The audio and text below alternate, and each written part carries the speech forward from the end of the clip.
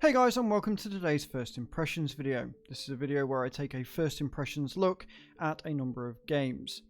Today's game is Infraspace, which is another city builder. However, I feel that this one is very good. What we're going to do is we're going to jump into the settings and then we're going to jump into the gameplay so you guys can get a good look at what is going on. Here are the settings, and it's pretty robust actually. It's a pretty good settings menu. I like the fact that it shows you which active GPU that you are using in case you are using either a multi-PC setup or multiple GPUs, although that's not really something that happens anymore unless you're data mining.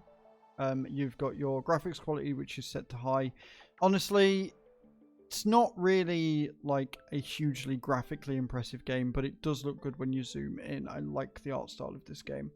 You can reset your tutorials or show your tutorials, have them on or off, and you can change those at any point within the game. And it's even got a developer mode. The soundtrack to this is really nice, very relaxing, as you would expect with most city builder games. You can also rebind the keys, although honestly you're just going to be using your mouse or WASD to move around, so that's not really a huge issue either. It's nice that it's got it, but again it's not needed, and I'd rather it be there than not. So let's jump into the game, show you what it's all about, let you make your own mind up, and see where we end at the end of this. Okay, so here we are. As you can see, I've got my toolbar at the bottom, which gives me all different manner of information and things that I can buy. The tutorial is actually really helpful.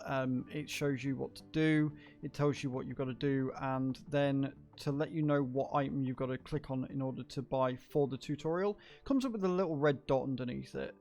So it's not going to be overstaying its welcome and walking you through everything, but it gives you enough of a tip to go, this is what this is, and because it's telling you what it is that it wants you to do, i.e.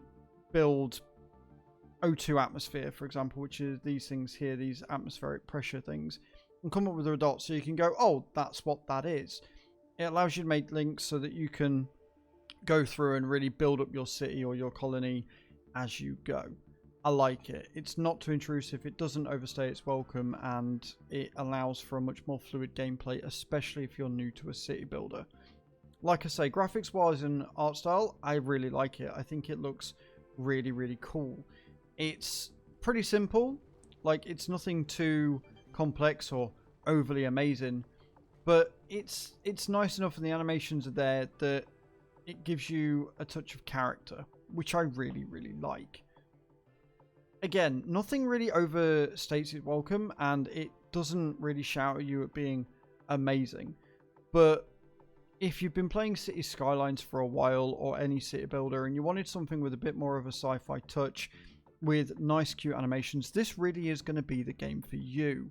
I love the way that your spaceport comes in and flies off and flies in new people. You've got all your information here for your resources, population, etc. And it doesn't seem to just yet have what a lot of city builders have, which is population happiness. And I'm really glad of that, because trying to keep your population happy and juggle the politics when you just want to build stuff can take away from your experience. You've also got a research tree, which is what we've currently been doing right now. I'm still in the tutorial.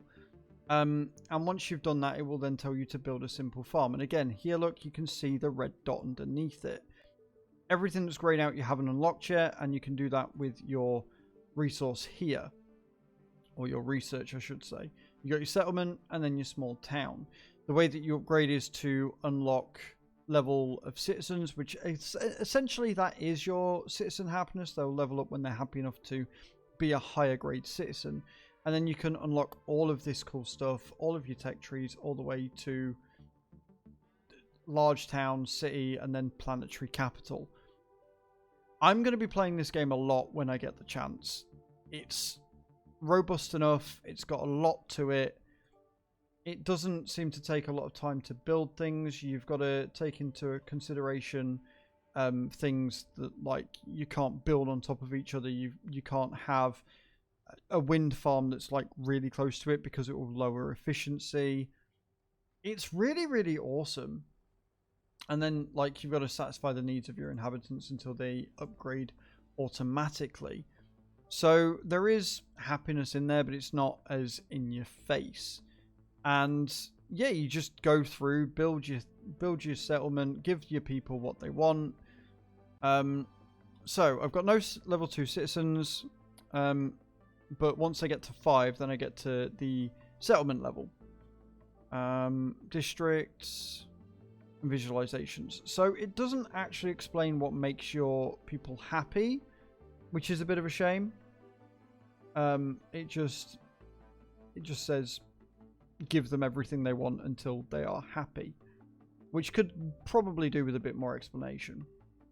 I've got 76 inhabitants right now. What I'm going to do is I'm actually going to buy a couple more farms. And the reason why I'm going to buy a couple more farms is to give them all work to do. And then buildings colliding with something. It does that a lot. So if we take that one off and then build this one and make sure it's not colliding with anything. There you go. And then we'll build some actual houses so that they don't have far to travel. Like so. As you can see, I've got a lot of concrete, so I can get away with doing this. And then I need... I'm going to find where it is. Lost it, that one. I need this to make them all O2 happy.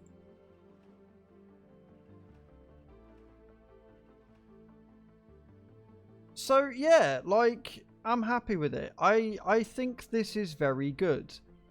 You've got, on the starting tutorial map, you've got your sulfur here, your iron there, and then obviously you're on a beach, so you've got a lot of sand.